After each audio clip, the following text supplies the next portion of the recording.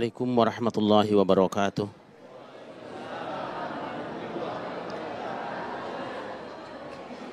Alhamdulillah wassalatu wassalamu ala Rasulillah wa ala alihi wa ashabihi wa man tabi'ahu wa amma ba'du.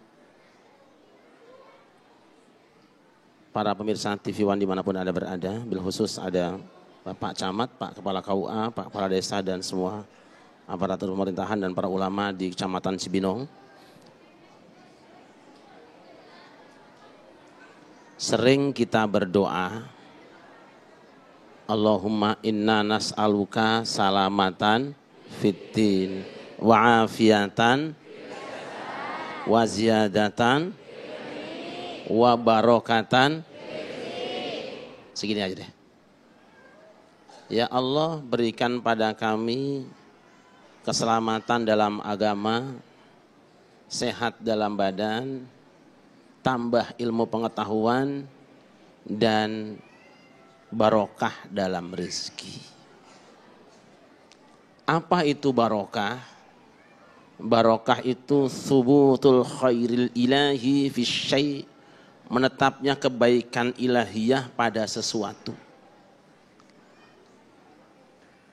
Dia bisa menempel pada makanan yang kita konsumsi, ada barokah.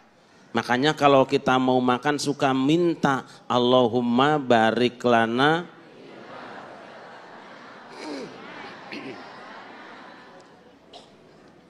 Pengen supaya rizki yang kita makan itu mengandung barokah. Barokah juga bisa menempel pada suami, pada istri, pada pernikahan. Makanya kalau ada perkawinan kita suka baca doa barokallahu laka wa baraka alaikuma wa jamba alaika wa jama'a bainakuma fi khair. Semoga rumah tangga kalian barokah. Tuh.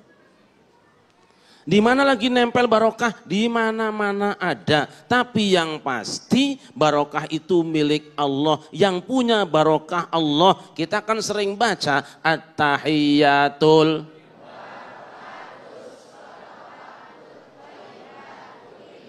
Banyak yang nggak hafal nih. Mungkin tahiyatnya versi 2 ini. Ulangi. At-tahiyyatul mubarakatus. Semua penghormatan, at-tahiyat, al-mubarakat, semua keberkatan, as-salawat, semua kerahmatan, at-thayyibat dan semua kebaikan itu lillah milik. Tapi Allah yang pemilik barokah itu bisa menempelkan kemana saja, memberikan kemana saja, menempatkan kemana saja, terserah. Nah, kita ambil contoh. Kenapa Kanjeng Nabi Muhammad ketika berangkat Isra Mi'raj berangkatnya dari Al-Masjidil Haram, minal Masjidil Haram ilal Masjidil Aqsa, bukan min Cibinong ila Bogor. Kenapa bukan min Cibinong ila Kampung Rambutan, tapi minal Masjidil Haram ilal Masjidil? Kenapa dari Masjidil Haram? Pasti ada sebabnya. Allah berfirman, Inna awwala baitin wudi'a lin-nasi lalladzi bi Bakkata mubarakan wa hudan lil alamin. Sesungguhnya rumah pertama yang diletakkan untuk umat manusia beribadah kepada Allah yang di Bakkah, yang diberkati dan petunjuk bagi seluruh alam. Oh, ternyata Al-Masjidil Haram itu mubarakan, diberkati. Kanjeng Nabi Muhammad akan berangkat terbang supaya selamat, supaya lancar, ngalap berkah dengan Masjidil Haram. Berarti Masjidil Haram punya berkah. Jelas apa jelas? Kenapa turunnya juga di Masjidil Aqsa, bukan turunnya di Cibinong, bukan turun di Bogor? Minal Masjidil Haram ilal Masjidil. Pasti ini sering rajaban nih, apal. Karena ayatnya ini populer. Kenapa turunnya di Masjidil Aqsa? Pan ayat napugu ilal Masjidil Aqsa alladzi barokna haula, ke Masjidil Aqsa yang kami berkati sekelilingnya. Oh, berarti Kanjeng Nabi Muhammad ketika akan terbang ke Sidratil Muntaha, ketika akan pergi bertemu dengan Allah, nambah bensinnya, nambah pertamaxnya, ngecasnya di Masjidil Aqsa. Itu namanya ngalap berkah. Hebat ya Quran ya. Iya, namanya juga Quran. Bahkan Kanjeng Nabi Muhammad juga kemudian transit di tempat yang namanya Bukit Tursina. Ngapain? Kata malaikat Jibril, Muhammad turun di sini sholat 2 rakaat. Selesai sholat ditanya oleh malaikat Jibril, "Uni nggak anjeun bena tepan di mana?" Ya orang roti bunyi nang dia mau disepisan mene nyok beki lah. Tahukah engkau wahai Muhammad di mana engkau sholat tadi? Tidak, aku tidak tahu. Baru kali ini Jibril aku di sini. Engkau sholat tadi di Bukit Tursina. Apa itu Bukit Tursina? Tempat turunnya kitab suci Taurat kepada Kanjeng Nabi Musa alaihi salatu wassalam. Kenapa kok di situ? Kanjeng Nabi Musa lihat ayatnya. Falamma ataka nudiya min syati'il wadil aymani fil buqatil mubarakati minasyajarati ayya Musa. Ya Musa inni anallahu rabbul alamin. Ternyata Bukit Tursina itu tempat turunnya Al-Quran, oleh Allah dinyatakan Al-Buq'atul Mubarakah, lembah yang mengandung berkat. Berarti Kanjeng Nabi Muhammad sholat 2 rakaat ketika akan lanjutkan penerbangan, sholat 2 rakaat di Bukit Tursina, berarti ngalap berkah dengan Bukit Tursina. Berarti Bukit Tursina adalah lembah yang barokahnya, ngalap berkah tabarukan, tempat turunnya kitab suci Taurat. Saya tanya ibu-ibu, yang lebih berkah tempat turun Taurat apa tempat turun Quran? Taurat apa Quran?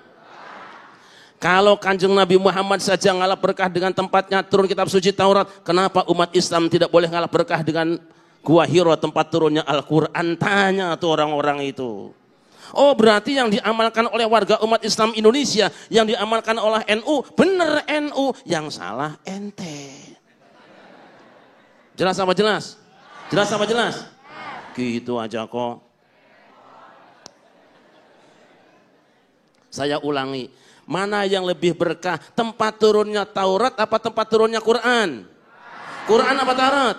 Berarti panjenengan boleh ngalap berkah dengan Gua Hiro. Kenapa di bawah Gua Hiro ada tulisan haram ngalap berkah dengan Gua Hiro? Sebab dia sama dengan tempat lain, mulane ngaji. Oh, berarti selama ini orang NU bener. NU bener, yang salah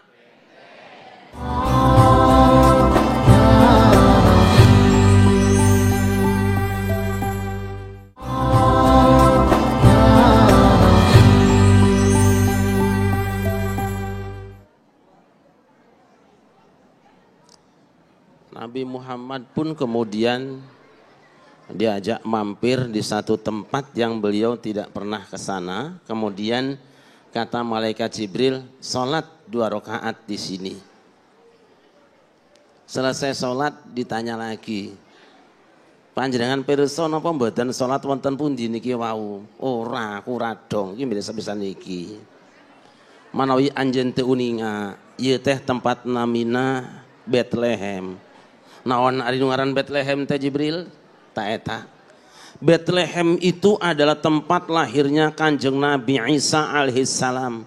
Kanjeng Nabi Muhammad mau terbang sowan dumateng ngarsa dalam Allah Subhanahu wa taala, salat dulu 2 rakaat di tempat Bethlehem. Lu maka salat di situ kenapa ke Masjid Cibinong saja? Ya belum ada. Tapi masalahnya lihat Quran. Nabi Isa pernah berkata, Qala inni abdullahi atani al-kitaba wa ja'alani nabiyya wa ja'alani mubarakan aynama kuntu wa awsani bis salati waz zakati ma dumtu hayya. Aku ini hamba Allah, aku diberi Alkitab oleh Allah, aku dijadikan seorang nabi, wa ja'alani mubarakan ainama kuntu, dan Allah telah menjadikan aku orang yang diberkati dimanapun aku berada. Maknanya apa? Di mana Kanjeng Nabi duduk, di mana Kanjeng Nabi Isa ibadah, di mana Kanjeng Nabi Isa salat, bahkan di mana Kanjeng Nabi Isa dilahirkan, maka tempat itu mubarakan, diberkati oleh Allah. Kenapa Kanjeng Nabi Muhammad salat di tempat lahir Kanjeng Nabi Isa? Seakan Allah mengajarkan lewat malaikat, hei Muhammad, engkau akan melakukan perjalanan jauh, engkau punya rencana besar dan panjang, ngalap berkah dulu dengan seniormu. Ini tempat lahirnya Kanjeng Nabi Isa alaihissalam, supaya bensinmu cukup, gasmu kuat, remmu pakem, ngalap berkah. Caranya bagaimana? Sholat 2 rakaat. Oh, berarti ngalap berkah dengan tempat lahir Kanjeng Nabi Isa. Betul. Saya tanya saudara-saudara, mana yang lebih berkah? Tempat lahir Kanjeng Nabi Isa atau tempat lahir Kanjeng Nabi Muhammad? Nabi Isa atau Nabi Muhammad?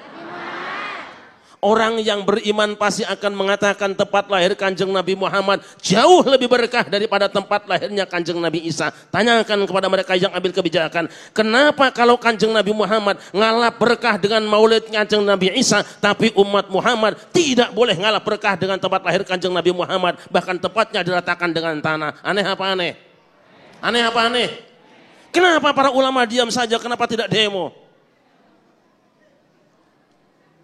Sekarang kita akan menangis datang ke kota suci tidak menyaksikan mana tempat lahir Kanjeng Nabi Muhammad. Sudah dijadikan perpustakaan saudara-saudara. Dan kalau kita akan ngalap berkah, mereka bilang musyrik, tidak boleh ngalap berkah dengan tempat lahir Kanjeng Nabi Muhammad. Liur cek aing mayanya. Liur tuh liur. Oh, berarti sebenarnya amaliyah umat Islam Indonesia dan kaum muslimin dunia, ahlus sunnah wal jamaah dan ahlul bait itu sudah benar. Sudah benar semuanya. Berarti NU juga benar. NU benar. Yang salah jelas apa jelas? Gitu aja kok. Daripada repot nyiapin kopi, saya heran gak ada bacain kopi. Itu tempat Kanjeng Nabi Isa. Kanjeng Nabi Isanya sudah tidak ada. Tempat Kanjeng Nabi Musa. Nabi Musanya sudah wafat. Tapi tempatnya masih ada berkahnya. Sekarang pertanyaan, apakah yang bisa mengandung berkah itu hanya tempat para nabi dan rasul? Tidak. Kalau Allah menghendaki tempat mana saja bisa mengandung berkah. Contohnya mana? Lihat dalam surah Ali Imran. Ketika Nabi Zakaria ingin punya anak, dia datang ke satu tempat. Di mana tempatnya? Tempatnya Siti Maryam. Apa yang dia lakukan? Lihat Quran. Hunanika da'a Zakaria rabbah. Qala rabbi habli min ladunka dzurriyyatan thayyibatan innaka sami'ud du'a. Di tempat itu Nabi Zakaria berdoa kepada Tuhannya. Ya Tuhanku, berikan padaku keturunan yang baik, sesungguhnya Engkau Maha mendengar doa. Di mana dia berdoa? Tempat kamarnya Siti Maryam. Kenapa berdoa di tempat Siti Maryam? Sebab Zakaria pernah melihat tiba-tiba di kamarnya Maryam ada sembako. Dia tanya Maryam, "Anna laki hadza?" Di mana ia dahareun sia? Jangan-jangan dia orang Cibinong nih, selingkuhan nente. Siti Maryam mah santri yang istiqomah, boro-boro pacaran, boro-boro WA, boro-boro SMS-an, ngobrol dengan cowok pun tidak. Tapi kenapa di kamarnya ada rizki, ada makanan, ada hidangan tiap hari? Huwa min indillah, kata Siti Maryam, ini mah kiriman dari Allah. Delivernya ada, yang ngirimnya malaikat. Maka tahulah Nabi Zakaria bahwa tempatnya Siti Maryam itu adalah ngandung barokah.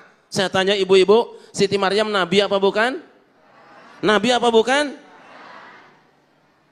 Nyatanya Nabi Zakaria pun numpang berdoa di tempat itu. Berarti Nabi Zakaria ngalap berkah dengan tempat seorang wali perempuan. Oh, kalau begitu berarti kalau panjenengan ngalap berkah dengan tempat ngajinya wali, tempat sholatnya para wali, berarti itu ada contohnya di Quran. Betul sekali, tidak musyrik. Boten musyrik mas, berarti amaliyah umat Islam Indonesia, berarti amal orang NU sudah benar. Betul apa tidak? Benar, NU yang salah. Jelas apa jelas? Jelas apa jelas? Gitu aja kok. Pada repot bikin kopi lah.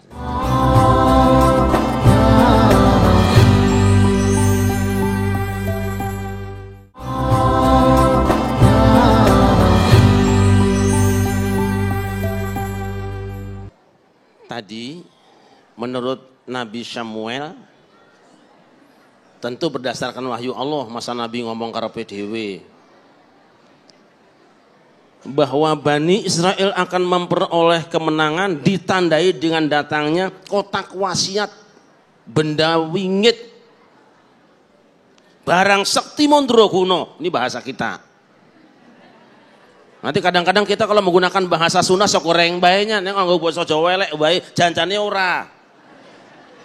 Ya. Orang lagi pada bertapa, musyrik. Nabi Muhammad juga bertapa, cuman bahasa Arab namanya tahanus. Apa artinya? Di dalam kotak itu ada pretelan kitab suci Taurat, ada benda-benda alat-alat perang dan lain sebagainya. Berarti benda itu mengandung barokah dari sisi Allah. Pertanyaan kita sekarang, mana yang lebih barokah, kitab Taurat apa kitab Quran? Wa hadza kitabun anzalnahu ilaika mubarak. Dan ini Quran adalah kitab yang diberkati. Kami turunkan pada kamu. Tabarakalladzii nazzala al-Furqana 'ala 'abdihi liyakuna lil 'alamin nadhira. Maha berkat Allah yang menurunkan Furqan pada hambanya supaya jadi peringatan bagi seluruh alam. Berarti kitab Quran adalah kitab yang diberkati. Sekarang pertanyaan, dan memang tidak aneh saudara-saudara, kalau Quran lebih barokah daripada kitab Taurat, wajar saja bukan? Kalau dulu kitab suci Taurat pretelannya dijadikan di alat berkah, dialap berkahnya oleh hamba-hamba Allah, oleh Bani Israel. Apa salah kalau umat Islam sekarang mengalungkan lehernya dengan Al-Quran kecil? Salah apa tidak? Salah apa tidak? Tapi ada di antara saudara kita yang mengatakan musyrik. Tidak apa-apa, itu masing-masing. Tapi orang yang mengalungkan Quran juga bukan untuk menyembah Quran, bukan menganggap Tuhan pada Quran, tapi itu adalah firman Tuhan yang diyakini mengandung berkahnya. Masing-masing silakan dengan keyakinannya, tidak boleh menganggap musyrik saudaranya. Jelas apa jelas? Jelas apa jelas?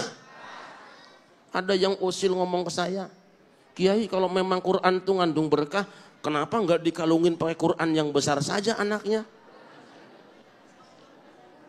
Mas, kalau Quran yang besar itu bukan buat kalung mas, yang satu buat dibaca, satu buat mukul pala ente. Gitu aja kok. Sallu ala Muhammad. Sallu ala Muhammad. Yuk. Di mana lagi Allah tempelkan berkah? Di benda manapun Allah bisa tempelkan berkah. Lihat Quran. Allahu nurus samawati wal ardi mathalu nurihi kamishkatin fiha misbahun al-misbahu fi zujajah. Az-zujajatu ka'annaha kawkabun durriyyun yuqad min syajaratin mubarakatin zaitunatin la syarqiyyatin wala gharbiyyah yakadu zaituha yudhi'u walau lam tamsashu nar. Nurun 'ala nuriyatin la yuridu man yasha' wa yadribu Allahu al-amthala lin-nas wallahu bikulli syai'in 'alim.